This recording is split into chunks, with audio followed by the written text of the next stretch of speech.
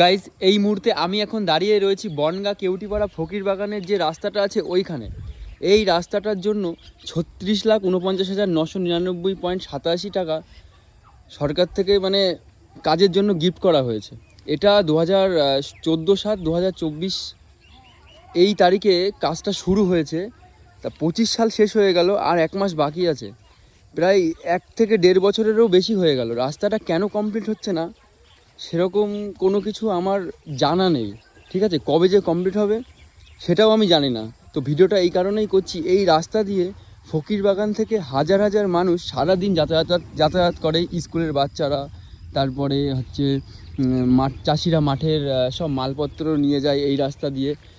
ডান দিকে একটা রানীনগর ব্রিজের ওখানে আছে, কিন্তু ওই ব্রিজটা সরু, যার কারণে মানে ওখান থেকে লোড গাড়ি যেতে পারে না, এই রাস্তাটাতেই যায়। তো অনেক দিনই হয়ে গেল, প্রায় 1.5 বছর মতন হয়ে গেল। রাস্তাটা এর আগে একবার রাস্তায় জল উঠে গেল, সেই সময়টা কমপ্লিট হলো না। এবারও জল উঠে গেল, এই সময়টাও কমপ্লিট হলো না।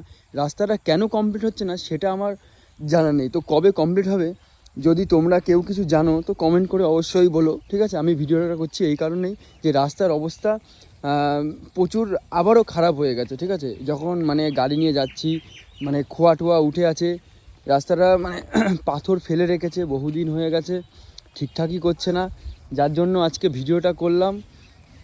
এটা হচ্ছে বনগাঁ কেউটিপাড়া ফকিরবাগান রোড, ঠিক আছে। আমরা সবাই ভাইরাল বড় রাস্তা বলে জানি।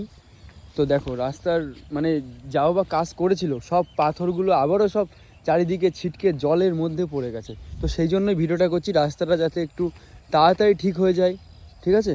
তো একটু ভিডিওটা শেয়ার করো যাতে সবার কাছে পৌঁছায় আর রাস্তাটা তাড়াতাড়ি ঠিক করার ব্যবস্থা করে দেয়।